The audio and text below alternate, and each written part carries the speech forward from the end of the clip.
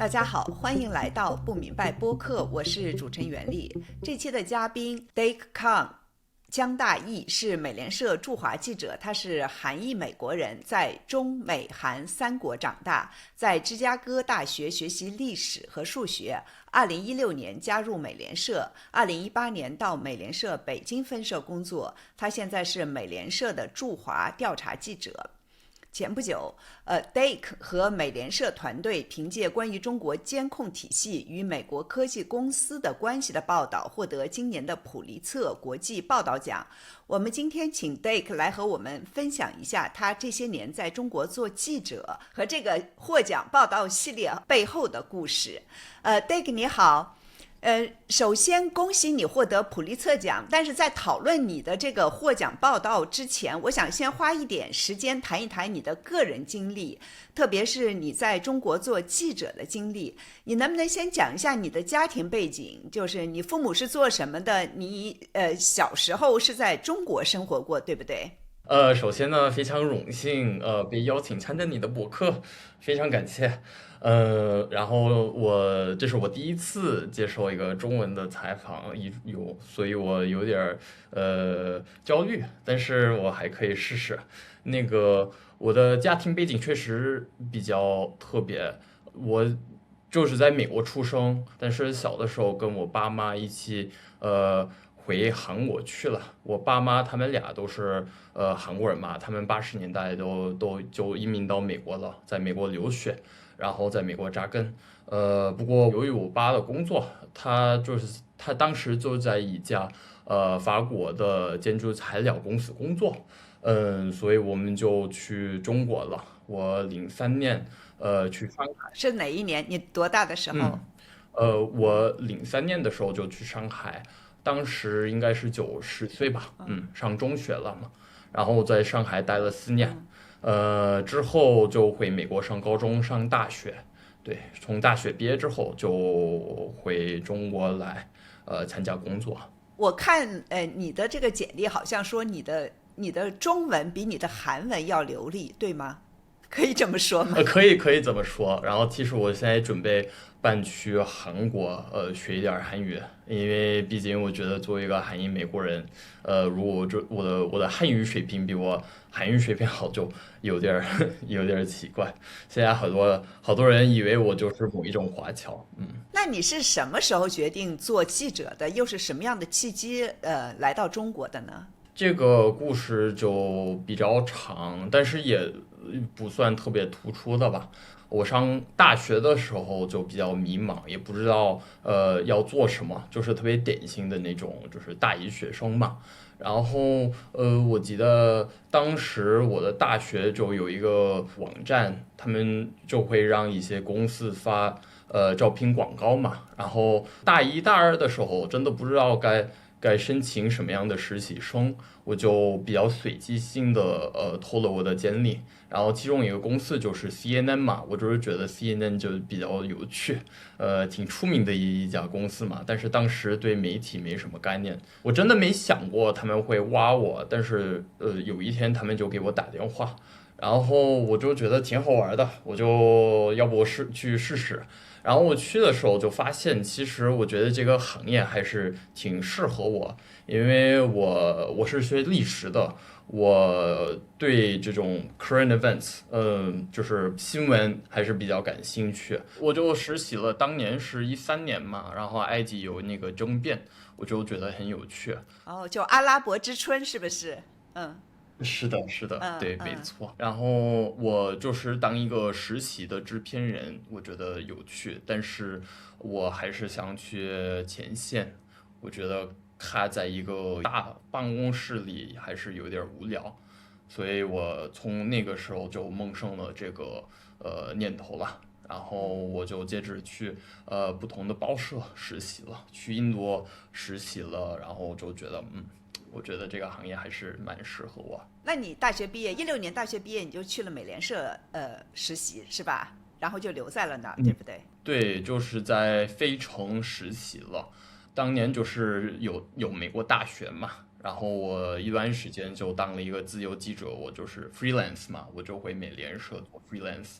reporter， 摄影师其实主要是拍视频。选举就是做完之后，我就去曼谷，然后去俄亥俄州，因为你也知道吧，就是咱们的那个新闻媒体行业有点经济条件也不算特别好，所以现在找工作确实比较难。但是18年1月份终于得到了全职的工作，就被派到北京了。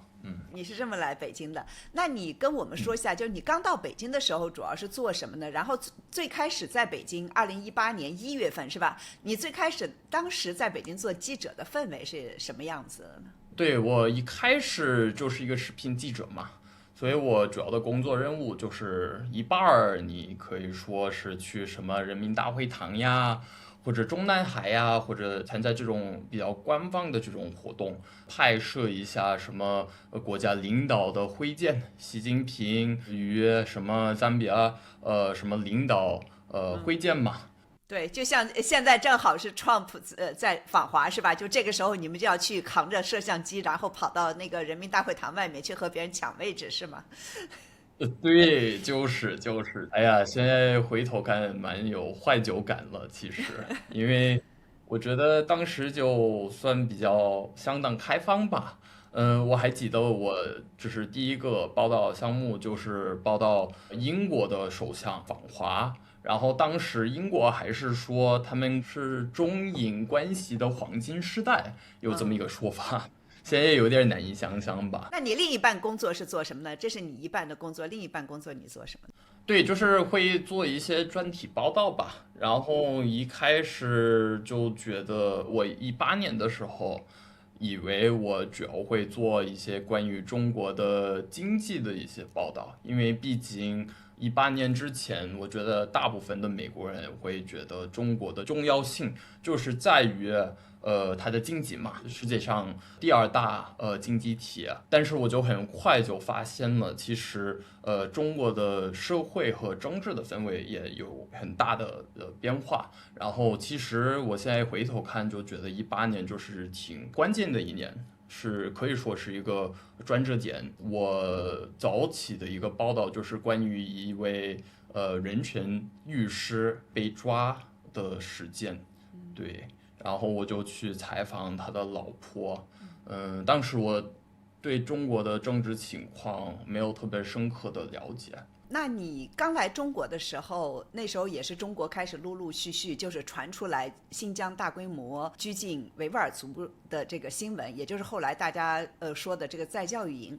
据我所知，你也参与了最早的对这件事情的报道，你可以稍微讲一下吗？新疆的大规模性抓捕行动应该是17年开始了，但是17年的时候，大部分的人就还没意识到发生了这么一件事嘛。然后我觉得17年底，有一些相关的信息就是慢慢的开始出来了嘛，有一些受害者，他们就联系了他们海外的一些亲戚什么之类的。然后我当时的一个同事也做了一些特别出色的一些报道。我跟他一起被派到海外去采访第一个愿意公开他的故事的受害者，他是一个哈族人，然后他是17年哈萨克人是吧？对，哈萨克人，对，他就是在中国出生，所以中国政府就认为他就是一个中国公民嘛。但是他对，他好像10几年前或者几十年前就移民到哈萨克斯坦，所以就是一个哈萨克斯坦的公民。但是他好像没有取消他的中国公民的什么，比如户口啊这些文件呀。对，所以他回中国来就被抓了。然后我跟我的同事一起去哈萨克斯坦，应该是18年3月份的时候就去采访他了，同时采访了好多其他的受害者的亲戚。我挺好奇，就是你在上海读了中学，是不是？那个时候是00年代，然后呢18年来中国，然后很快就开始报道这么沉重的一些话题，人权律师被抓，然后新疆的这个再教育营。就对你来说，你有没有想过，就说有没有一些心里有一些对比，或者有一些就说哦，我原来小的时候长大的中国，我认为的中国和真正的中国有很大的不一样，或者是这个时代不同了。你能不能跟我们分享一下你当时的一些想法呢？对，我觉得你问这个问题问得非常好，因为确实我觉得18年的时候，我刚去中国的时候，还是我不太喜欢这种说法，但是你可以说是亲中吧。起码我觉得我小的时候在上海，甚至可以说有一种小粉红的这种心态，我就觉得就特别喜欢中国是吧？特别喜欢呀，而且我觉得中国经常会被委屈。冬天的时候回美国去的时候，就会见我的一些亲戚，然后我觉得他们对中国还是蛮有偏见的，比如他们会说啊，什么中国的污染问题很严重啊，然后他们有好多假的一些什么产品呀，对吧？等等等等。然后我当时就觉得中国就是挺努力的想发展一下。然后我觉得我的这些朋友们呀、亲戚们呀，没有特别客观的看待中国了。但是18年，就是我觉得当时是挺开放的一个时代嘛。我也是一个住上海的外国人，也不会说我有特别全面的视角，我只会看到中国的一面。然后我觉得我当时的生活还是挺特别的吧，就是你可以了解为是一种闭环。我就是在一个住宅区，在一个 bubble 里面是吧？在一个泡泡里生活。对对对，就是啊，就是在一个住宅区，然后就会每一天去我的国际学校上课，然后就回来，然后而且你是小孩嘛，你也不可能接触社会的太多的层面。然后我觉得18年就觉得这个氛围就变了，然后新疆这些情况就给我留下特别深刻的印象了。对，我不得不说，然后就颠覆了我以前的这些视角和可以说人生观，甚至那再后来就是疫情了，疫情发生的时候你在哪呢？疫情发生的时候，我2020年1月份的时候在美国，然后准备回中国去，然后我还记得很清楚，当时我爸就送我到机场了，然后给我告别之前，他就给我说啊，Dick，其实我最近看到了一篇关于什么武汉不明肺炎的报道，他给我说你得记得很清楚，就是03年的那个非典的萨斯。疫情 对 SARS 事对。件嘛，你得保重，就是那种父母会给你说的这种废话嘛。然后我在北京的时候就慢慢就听到有一些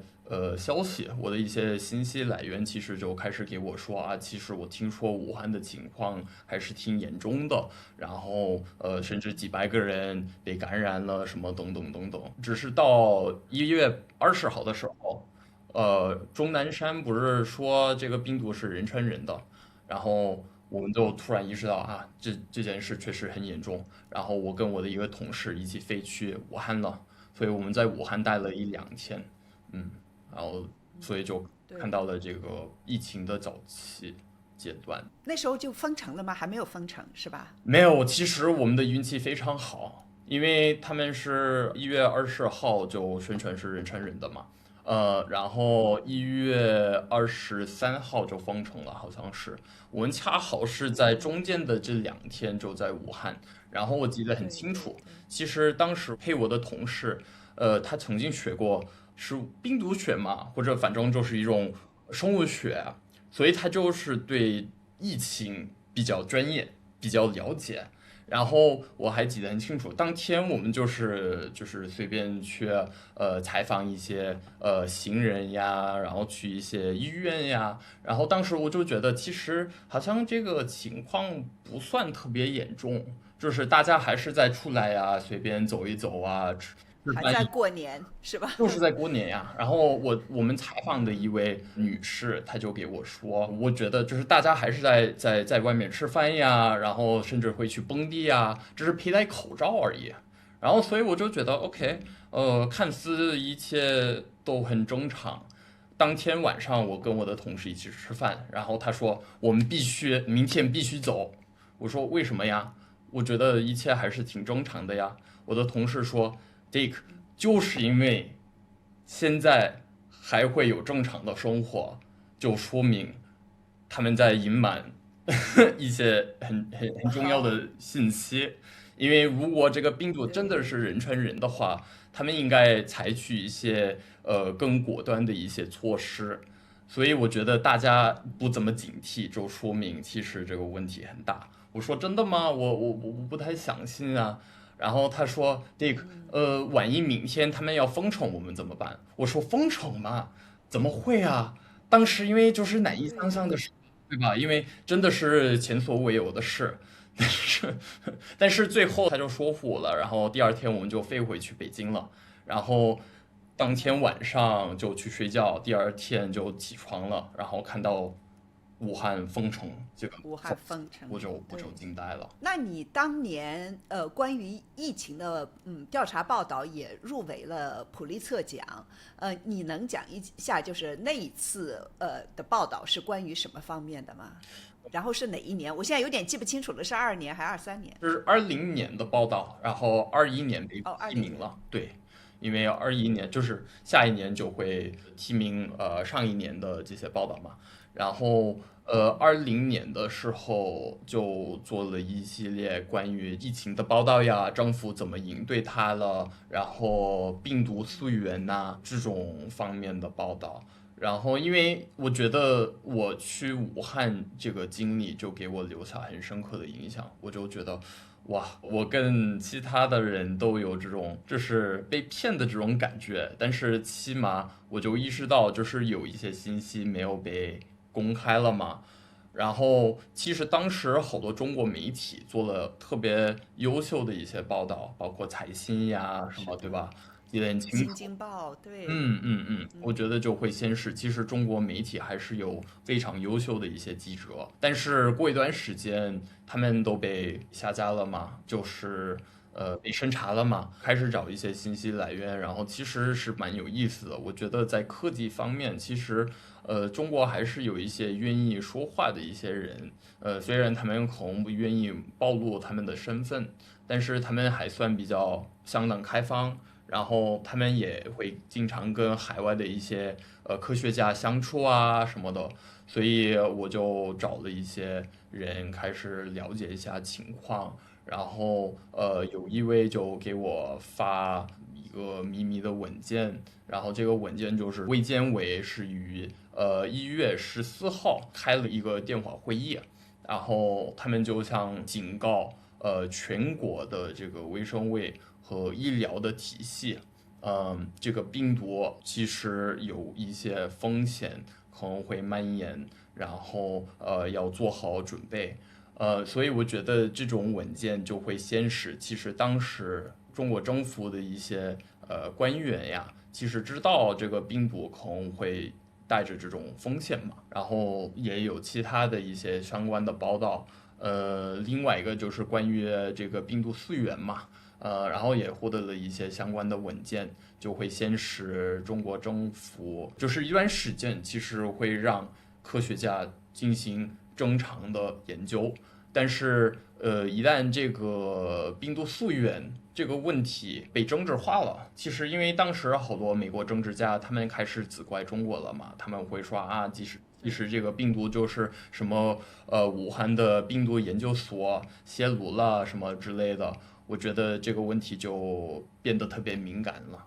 然后中央政府也下了一些通知，说要同意一下相关的研究，然后之后就被就是控制了，不怎么透明，所以当时就做这种报道。就是你是韩裔美国人，然后呢，你说很流利的中文，就是你刚才说的，你在中国做报道的时候，你感觉这些是让你更容易和中国人打成一片，或者是他们更会相信你，还是会更警惕你？你有没有一些有意思的故事能跟我们分享一下？有，对，我觉得肯定会是一种优势。其实我觉得作为一个韩裔的人，你就会就是属于一种灰死地带，因为如果你是一个华裔的记者，我觉得中国的政府会把你当做一种可以说背叛者嘛，他们会说啊，你就是犯华的，你应该爱你自己的祖不就是国呀。我吗？对，他们有可能会给你贴上这种标签嘛。然后如果你是一个纯粹的比如白人呐、就是很明显的外国人呀，他们就会跟你敬而远之。但是我觉得，好多中国人他们就觉得我就是一种 honorary Chinese。有的时候我有这种笑话嘛，我会说啊，朝鲜族毕竟也是中华56个民族其中一个嘛。对，我觉得好多中国人就是会有这种态度。然后，我最近8年，毕竟在国内，我也不算长得特别典型的那种韩国人，我不会化妆啊，对吧？我的发型也有点乱呐、所以我觉得确实就是一种优势。有的时候，比如如果跟一些什么教授啊，或者一些体制内的人。或者曾经在体制内工作的人相处，有的时候我觉得他们会用一种怎么说，就是把我当做他们的一种弟弟嘛，你知道吗？就是就是有点像好好教育我一下，就有这种感觉。但是就是你是晚辈是吧？对对对，然后我就会一个值得信任的晚辈是吗？我就是会显得比较谦虚，然后好好听就好了，对吧？然后因为我也毕竟比较了解东亚文化，韩国也是东亚文化，我们也有这种阶级的这种意识嘛，所以如果很明显我的年龄比人家小很多，我就好好听就好了，对。我还想问一下，就说你2018年来中国，虽然当时中国的氛围和你小的时候在中国上学的氛围不一样了，然后到现在2026年，你还是在中国做记者，你觉得这么多年，那就是你在中国做报道的这个氛围有没有什么变化？还有就是中国老百姓对于这个外国人的态度有没有什么变化呢？确实有很多很多变化。我从18年开始吧，我觉得18年我刚来中国的时候，算是改革开放的时代的末期。我觉得现在回头看，可以这样说，大家还是对外国人算比较开放、比较友好。但是我来之后，很快有特别大的变化了。这是第一。2月份的时候有那个宪法修改嘛，4月份的时候，川普就开展了中美贸易战第一期，新疆的这些所谓的培训中心的消息也开始出来了。呃，然后19年的时候就有香港的运动嘛，反送中。反送中，对。所以我觉得，尤其是香港这件事，就彻底改变了大陆人对外国人的态度了，尤其是外媒的态度。因为我觉得香港，这个反送中，示威开始的时候，大部分的中国人还是有点儿好奇，就不知道到底怎么回事了。对吧？但是有一些香港的示威者，他们有点儿针对一些中国人了。就是我不得不说，就是有一些香港人确实对大陆人有某一种可以说是傲慢的态度。我并不是否认他们有他们的这个示威是对的或者不对的，这也不会代表所有的香港人，但是有一部分人确实有这种态度。然后看到他们这样打击，好像有一个环球日报的记者就在香港对，机场就被打击了嘛，我觉得是一个非常重要的一个转折点。好多大陆人对香港的态度就变了，然后也是对我们外媒的态度变了，因为他们就觉得我们就是支持他们，对，跟他们站在一起了嘛。然后加上新疆啊，然后疫情又是挺复杂的一件事，因为疫情的时候一开始，我觉得好多人就是对政府就不满意嘛，他们很生气，他们就觉得你怎么会隐瞒这些那么重要的信息？但是到4、5月份的时候，又变了。对吧？因为美国呀，其他的国家，他们开始也有疫情了，但是中国反而就控制好了这个疫情了。他们真的控制好了。虽然他们用了一些比较粗鲁的一些措施来控制好，他们还是控制好了。然后我觉得20年和21年有一大波的爱国的情绪都就勃起了。其实好多的中国人，他们就特别认同他们的政府的这些措施和做法，然后他们觉得西方国家多虚伪，就是你看美国的政治家，他们就责怪中国，但是其实他们自己没控制好他们自己疫情，就很明显，他们就是想找一个替罪羊，然后中国就是这么一个替罪羊嘛，他们就觉得他们特别被委屈了。我能理解他这种心态。因为我确实是觉得，就是有一些美国政治家表达比较极端的一些想法吧，但是同时呢，我们也受到了一些影响，因为好多人就觉得我们就是美国政府的一个单位，然后我们就是为他们宣传嘛，然后21年的时候发生一个特别大的，就是给我留下一个特别深刻的影响，就是郑州的洪水，就是有一些记者他们就被围攻了嘛，然后这件事就被拍下来了，好多人就批评他们了。我当时就没知道发生了这么一件事，但是我也去了同一个现场，然后我到郑州到现场的时候。就开始做一些采访嘛。一个人他就看到我在拍视频，然后他就过来跟我打话了。他说：“哎，你是哪一家媒体啊？”我说：“啊，我就是美联社的。”然后当时我以为他就是一个编译嘛，但是他就突然就大声说话，他说：“作为一个中华人民共和国的公民，我有义务举报你。”然后我在想，这个是什么情况？我真的以为他就是这个编译嘛，然后有一大堆人就开始围着我批评我呀，说你为什么来中国呀？你为什么来郑州啊？你为什么要报道这个洪水啊？我就是说我就是想做一个客观的报道而已。我说这就是一个自然灾害嘛。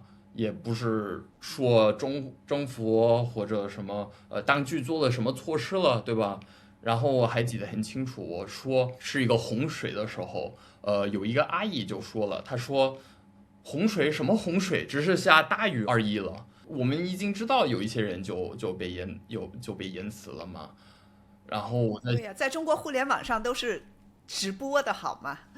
对，所以我觉得21年的时候就是挺可怕的一年，就是哎，我和你的感觉一模一样。我觉得做中国报道最难的一年就是2021年，嗯。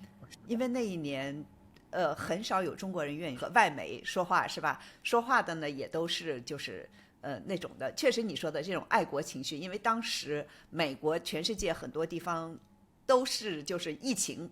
控制的确实非常非常的差，然后中国又在这不停的宣传我们是多么厉害，我们的这个国家的力量是多么的强大，我们把疫情控制下来了，就是这种东升西降的这个叙事，当时的非常非常的强烈。对，是的，你再继续说，不好意思，我打断你，我确没有没有，实是就是非常有这种的一样的感觉。对，是的，是的，是的，就很明显。其实现在有一些人，我说21年是最差的一年的时候，好多人会吃惊，因为他们以为现在是更差的时代了。但是我觉得并非如此，因为22年的时候又有特别大的变化，就是动态清零嘛，然后上海封城嘛。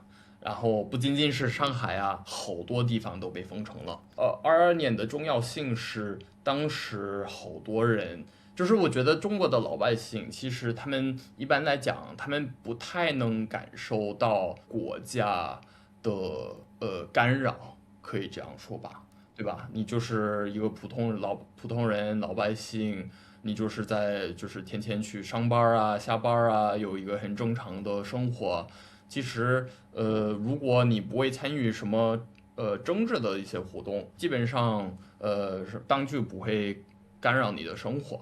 但是我觉得22年就是一个很大的一个例外，因为有疫情嘛，然后动态清零这个措施就越来越夸张。我觉得大家都已经知道吧，当年就发生了什么。对，每一个人都挨到了铁拳，用中国人的说法就是对，没有区别的，对，真的没不管有区别你是谁。的。然后你就会发现，哎，其实虽然你就是一个老百姓，一个普通人，你还会被有一天突然莫名其妙被锁在你自己的房间里。然后我觉得这是第一次，好多人就经历过这种事嘛。一般来讲就是一种什么异议者呀，对吧？或者是少数民族呀，什么新疆的维吾尔人，他们可能会经历过这件就是有点不可思议的事情。但是我觉得22年的时候，很多人就突然就有这种经历，然后所以我觉得就一下子有一些可以说幻想嘛，就破灭了。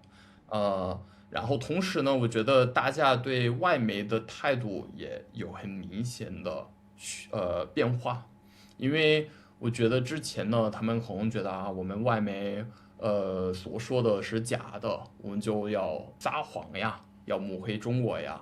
我觉得22年的时候，官方媒体反而会一直宣传啊，什么国家的动态清零政策呀，说的是挺好的，然后没有大问题。但是这个明明跟好多人的个人的经历有很大的区别，所以我觉得好多人就觉得啊，什么外媒有可能也他们所说的也不一定是废话嘛。然后之后呢，我觉得，当然，我不是说现在大环境变得好，很多人现在非常警惕，接受外媒的采访的风险还是很大。但是我觉得普通人对外媒的这种敌意，很明显就变少了。你觉得就是22年底这个动态清零结束以后，23年，我自己的感觉就是23年的时候，很多人其实也是有很大的怨气的，因为大家以为清零结束以后，这个经济就会恢复，是吧？大家的生活就可以恢复到以前，但是没想到经济其实没有真正的恢复到以前，然后很多人就开始经历失业啊这种的，生意要关门呐、我觉得23年的时候也是很容易就采访到人的，因为每一次你容易采访到人，是因为这些人心里面有很多怨气，是吧？对，但是我自己感觉就是好像25、26年了，很多人好像有点好像疲惫了，或者是麻木了，就觉得我自己感觉啊，就说好像也没有什么办法改变现状，所以说话的动机呢又没有那么强烈。我不知道，这只是我自己的感觉，我不知道你是一个什么样的感觉。我觉得这件事有点微妙，因为我觉得中国的经济情况不能说有好转，但是起码我觉得大家现在就适应了这么一个状态。对吧？因为疫情之前，我觉得中国的经济一直上新，然后发展的非常快，好像有一些人还是有这种期待吧，就是疫情结束之后就会恢复以前的样子，并非如此。但是你过几年之后，你就会适应新的这个现状嘛。另外一个因素可能是美国的政治情况现在可以说是挺乱嘛。然后有一些人可能会对比一下中国和美国的政治情况，然后他们可能会认为啊，虽然中国经济也不算特别好，有点轻支了，但是起码算比较稳定。我觉得好多人是这么想的。是是是，我也刚写了一篇专栏，就是这种的美国衰落的这样的一个概念，在中国是越来越被认可的，尤其去年底这个所谓的斩杀线是吧？这个叙事，很多人都竟然都会相信，那我想问一下，就是你做的这些报道其实都是挺难的，其实是很有批评性的。中国政府对你是一个什么态度？就是外交部或者是什么其他的政府部门会经常找你喝茶吗？他们会怎么和你沟通呢？我觉得这种关系还算比较微妙。然后我一直以来对中国官员的态度就是一种，也不能说同情，但是起码我会知道他们就是会做他们的工作，对吧？我有我的工作任务，他们也有他们的工作任务，我不会就是 take it personally，就是我知道他们要请我喝茶，跟我开个会，然后可能要批评我某一个报道，我知道这就是他们的工作。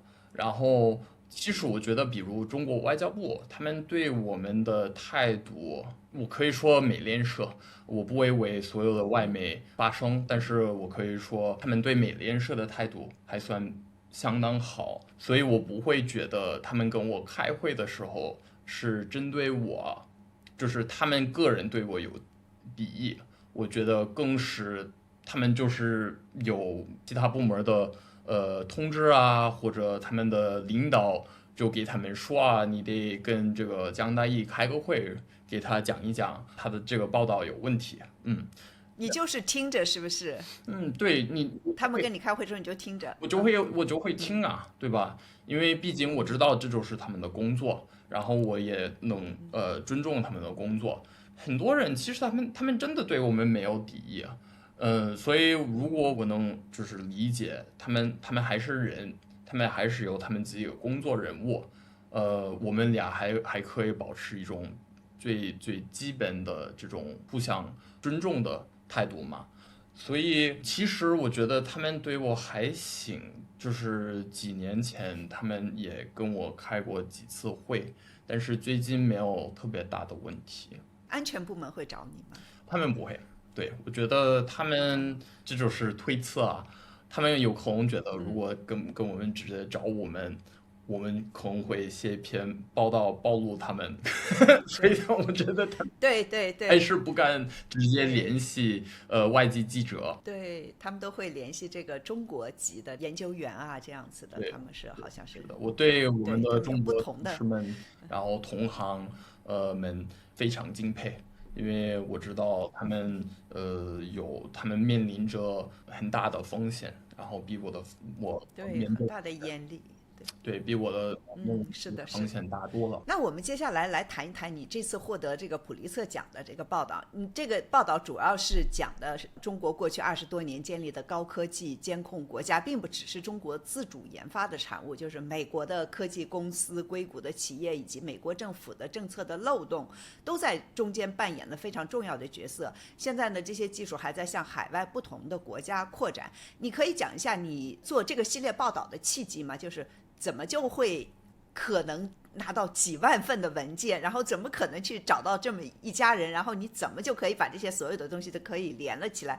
真的是非常好的报道。谢谢，非常感谢。首先呢，我就是从18年一直到现在会报道新疆的情况嘛。然后我觉得其实像我这样的记者现在就很少了，因为有报道新疆的经验的记者好多就被轰走了，所以现在就很少还是有在国内会报道新疆的情况的记者，然后我就是其中一个嘛。有一个自由记者，他叫 Yael Grower， 他就找我了，因为我们的一个共同的熟人就把我推荐给他了。他说啊，其实江大义还在国内，然后要么你可以跟他一起合作。是他先获得第一批文件，然后这些文件呢就特别有意思，就是一个叫蓝灯公司的文件。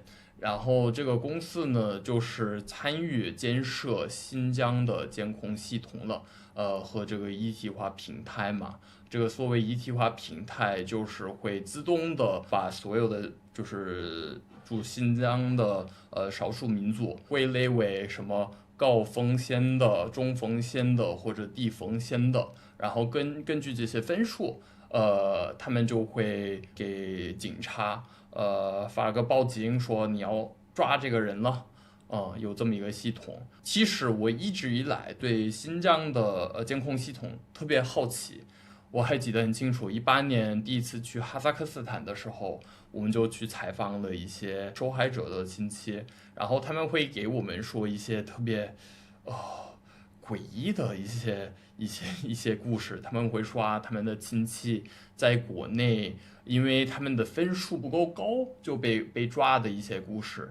然后我还记得很清楚，我当时在想，这是什么分数啊，对吧？就是听起来就像一个什么1984年的数出来的一个故事，是不是？所以我一直对这个所谓的分数的这个系统特别感兴趣。所以也要找我的时候，然后发给我这些文件，他不会说中文，所以他就会把这些文件分享给我，然后想跟我一起合作。我一开始读这些文件，我就意识到我就知道他们的重要性，所以我们的这个报道项目就是这样开始了。那你这个姓杨的这一家人是怎么知道的呢？然后怎么可以联系到和这个系统联系到一起的呢？就是我就研究这些文件的时候，就发现其实很重要的一点就是这个系统不仅仅是在新疆，其实是覆盖全国嘛。然后虽然在其他的省，他们执行的没有那么严格，但是这个系统的基本的逻辑，还是一样的。然后在其他的省呢，最大的受害者就是这个系统，主要是会针对这些上访者嘛，因为我们就想扩大一下我们的这个报道项目的规模，我们就想找一些在其他的省的人。然后上访者，我觉得我相信你的听众都比较熟悉，但是他们这就是一直以来有的一个现象嘛，就是你的就被拆迁了，然后然后你觉得你就是被委屈了，所以你就会去相关的部门什么等等等等。我觉得最近十几年，这个上访的系统也发生了很大的变化。20年前，如果你去北京，你就会去叫什么信访局嘛。信访局当时还会接待好多上访者嘛，然后好多外媒记者也会去现场采访这些上访者。但是今天如果你去北京的信访局，你就会发现一个人都没有，就是很少会有人。那就是因为现在有这个电子监控系统嘛，他们会自动的测出来谁会想去上访，然后他们会提前派一些警察去拦截他们。所以好多上访者他们现在真的没有办法，他们唯一的出路可能是联系外媒。所以有一些上访者到现在他们还会联系我们，他们会找我们的信息联系方式，发给我们邮件呀，发给他们一些短信呀，然后所以我是通过这个方法联系到杨老师。我觉得他们真的没有其他的办法了。开头就是非常的让人就是意想不到，是吧？就是他在病床上打点滴，这个打点滴的这个点滴的这个支架上面竟然还有镜头对着他，这真的是没法想象。有一阵子中国前几年中国有这个 P2P 是吧？然后一下子这所有人的这个你有这个账户的 P2P 账户的这些人，你要出个门都是受限制的。就是我觉得你这个报道就一下子真的是解释了很多我以前的很多的困惑，就是怎么可能政府可以这么快，他想要控制什么样的人群？电子监控系统现在很全面。那你这个系列报道就是是什么时候开始做的？然后你去了好多个国家，然后涉及了很大量的这个文件，你整个的调查过程中就是最难的是什么呢？我是22年底开始做这个报道的系列，一共花了3年的时间。对，比我想象的长多了。说实话，我以为可能最长会花1年的时间吧。文件的量就是很多，你当时其实还没有什么这些 AI 的工具，有可能现在用 AI 的工具会容易多了。但是当时我还是以比较传统的方法来研究它们，就是把每一个打开阅读一下。所以就有很多。然后一开始我觉得构思一下这个项目也是挺难的一件事，因为你有一大堆文件，你在想这个到底是不是一个有突破性的报道吗？然后如果是的话，重点是什么，对吧？我研究他们一段时间才会意识到，其实很重要的一点就是美国公司的参与。因为如果你只是说啊，这些文件就会显示有某一个中国的公司就会帮中国政府建设这个电子监控系统，我觉得还是挺有价值的，因为还会显示一些好多的细节呀，这个系统的运营啊什么的。但是在一个海外的媒体工作的话，你还是得找一些就是会影响到普通人的，就是海外的人的题目。然后我就发现，哎，其实这家公司这个蓝灯公司曾经是跟 IBM 有关系。我就去找他们的年度报告，然后我就发现了这件事。然后我就去查了这些文件，然后就开始找一些线索，然后我就意识到啊，其实这就是一个报道的方向。但是你做这种长期性的调查性的项目的时候，你经常会觉得你自己非常迷茫，就是你有的时候就不知道你会不会找到 like 一个 smoking gun，就是最重要的这些证据嘛。有的时候你也不知道，你该报道哪一方面，这个系统的哪一方面，对吧？因为毕竟有2万多的邮件，然后加上有一些什么公司的一些内部文件呀，然后政府的一些文件呀，然后加起来到底是什么意思？有那么多的材料，到底该写什么样的报道？所以这就都是特别大的挑战。我真的是觉得你这个报道几年，这个过程我一想都觉得挺煎熬的，是吧？肯定有好多时刻，你就觉得，哎呀，这个，What's the final story， 是吧？我是挺佩服你们这个能花几年做一个报道的记者，我是没有这个耐心的。对，确实是需要。我也觉得我没有这种耐心，但是你做到了呀，你做了。你觉得你做1年之后你没法放弃啊，对吧？花了1年的时间，你还得坚持下去，有这种心态。然后我在想，哇，对读博真的实在太难了，我真的非常佩服博士生。对，我当年在美国读书的时候，我读硕士的时候，我的一个导师就说：“哎，我们来谈一谈那个 PhD 的问题。”我就没有理他，因为我想着要读一个博士，我不要死掉了，太长时间了。所以我们就当记者对嘛。你想过我会当这是种调查性的记者？你现在做报道用 AI 用的多吗？你怎么用？你愿意说一下吗？其实一段时间我就会用，就是把 AI 当做一种搜查引擎。一是我发现 ChatGPT 就会找一些，比如中国政府的招标，然后也会查到一些我没找到的一些招标，所以我觉得还是挺厉害的。当然我自己还得亲眼读一遍这些招标，对吧？因为作为一些记者，我们也不会太对这些 AI 的工具有太大的依赖。但是比如另外一个用途呢，就是你可以就是如果你的采访不算太敏感，你就可以把你的采访的一些记录交给他，然后会让他概括一下你的这些采访。因为有的时候你的采访会持续好久好久，然后会谈到好多好多话题，有的时候你就会有点忘记你们具体是讨论过什么，然后我就发现 AI 在这一方面也是挺重要的。然后有的时候我也会做一些小试验吧。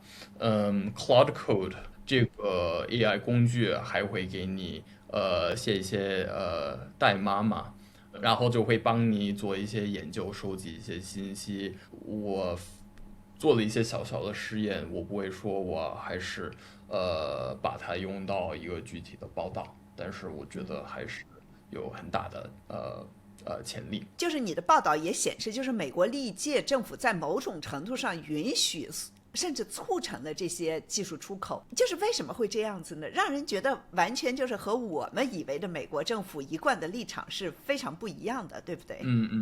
对，我觉得现在大家当然就觉得这个有点匪夷所思，但是我觉得大家的就是记性有点太短了吧？因为如果就是你看10年前或者20年前的中美关系很不一样，截然不同嘛。其实我觉得20年前美国人是怎么看待中国呢？他们只是觉得中国是世界上最大未被开发的市场，对吧？然后美国作为一个最有代表性的资本主义的国家，当然就想开发一下这个市场呀。所以我觉得美国政府当时就觉得他们该协助一下他们的企业进入中国市场，然后尽可能帮他们进口他们的这些高科技呀产品呀。然后当时当然有一些人已经开始反对，他们会说啊，这个你看有一些美国的科技就会被用于到他们的监控系统呀，这些警务系统啊，然后这是一个大问题。但是我觉得美国的这些大企业，他们的权利当时，然后现在也是，其实他们的权利就很大嘛，所以他们会游说美国政府，让他们在中国做这种生意。不要这种限制嘛。其实这个现象现在就更明显了嘛。你能看到，就是现在川普访华的时候，就带了一大堆美国的 CEO，尤其是高科技公司的 CEO 嘛。你在报道里面也提到，就是监控正在逐渐成为就是中国日常生活的一部分。你作为一个外国记者，对此有什么感受吗？我觉得一直以来我们就是监控的对象嘛，但是这些监控系统变得更发达，会直接影响到我们。比如我们一旦入住一个酒店，我们就知道当地的警察就会知道我们的存在，然后根据当地的情况，他们可能会采取一些针对我们的措施。如果他们觉得有什么维稳的事件，他们可能会监控我们，甚至跟着我们走。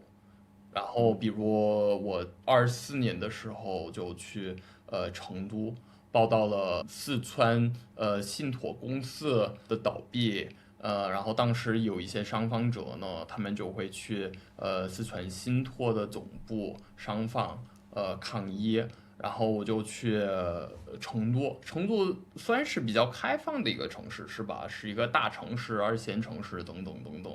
然后我已经去了好几次，从来没有发生过什么问题。但是我当时去的时候就被跟踪了，有好几个便衣就跟着我走了。我们当然知道会有这种电子监控，所以我们也会有我们自己的措施回避一下它。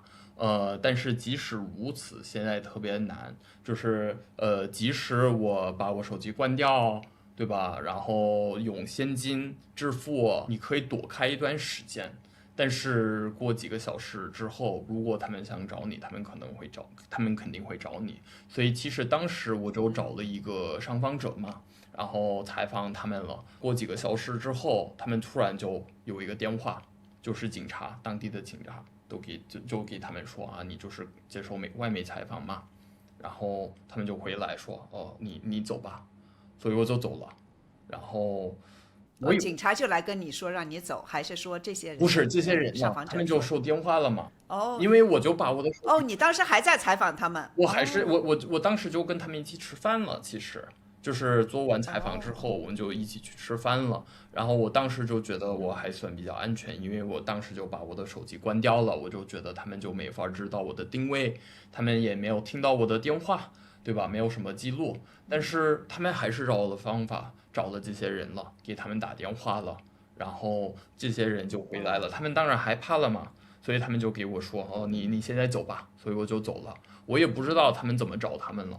那你的采访的这些能用吗？还是怎么样呢？你能跟大家说一下？就一般情况下，因为做记者很多时候这是最让人就是最沮丧的时候，就是你做了采访，然后采访对象说这个采访不算，你不能用我，你怎么处理的呢？对对对，我去见他们的时候，我就拍了一个视频采访嘛，然后他们就愿意暴露他们的身份。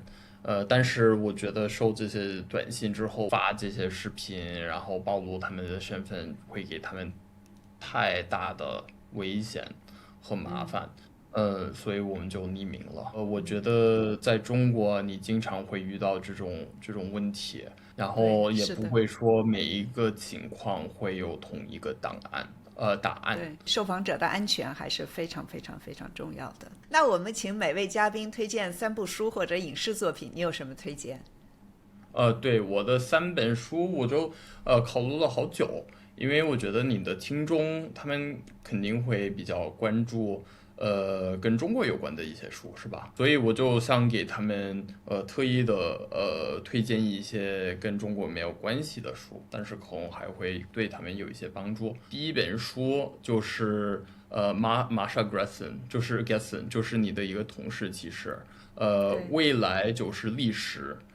这本对书呢，就是关于俄罗斯最近15年、20年的历史，然后在普京的领导之下，俄罗斯怎么又变成了一个非民主的一个国家？可以对，这样说。这本书我也高度推荐，我特别高兴你推荐这本书，和中国的相关性还是很高的。对对。然后我觉得其实俄罗斯非常有意思的，可以说参考的国家嘛，因为当然在一些方面跟中国有一些共同点。然后我觉得，比如中国共产党，他们也会经常学俄罗斯的历史和例子，所以我觉得学俄罗斯的历史还是挺有用的。嗯，然后第二本书呢叫《艺术家之路》或者《艺术家之道》（The Artist's Way）。我不知道它的有可能是艺术家之修行。我不知道怎么翻译这本书，我不知道是不是被翻译过成中文了。但是这本书呢，主要是关于怎么会开发你自己的创造性。然后我觉得在这种 AI 的时代，其实发现我们人类的创造性还是挺重要的，所以我就是非常推荐这本书。我觉得我工作的意义现在也在变，然后好多人在美国也是在中国都想躺平，然后他们再重新考虑一下他们的工作和职业生涯的目标和对吧重要性，所以我觉得这本书会对他们有一些帮助。然后第3本《The Autobiography of Malcolm X》，就是啊，马尔科姆 X 的自传。他就是美国很出名的黑人活动家，60年代就出名了。我觉得他的故事就是挺特别的。其实他身为一个很贫穷的一个家庭背景，其实他小的时候就算是一个流浪汉。其实对他经常无家会打架。可归。无家可归啊，甚至对是经常会打架，流氓可以说，对其实我想说的是流氓。他会经常打架呀什么之类的，然后但是他就慢慢发现，其实他的生活会有更重要的一个目标，为了黑人维权嘛。嗯，我觉得这本书呢，也不会说跟中国有直接关系，但是反正我一直以来是特别欣赏他这个人物，然后我觉得他写的这本书非常精彩，所以我很推荐这本书。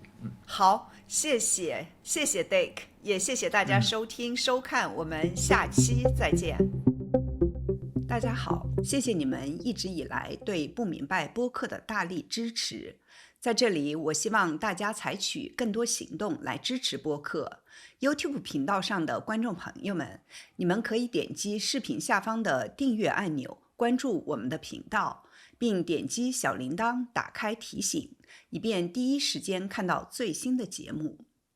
我们也呼吁大家主动给节目点赞、留言或者分享给身边的朋友。每一期节目的友好互动，对播客来说都是继续走下去的动力。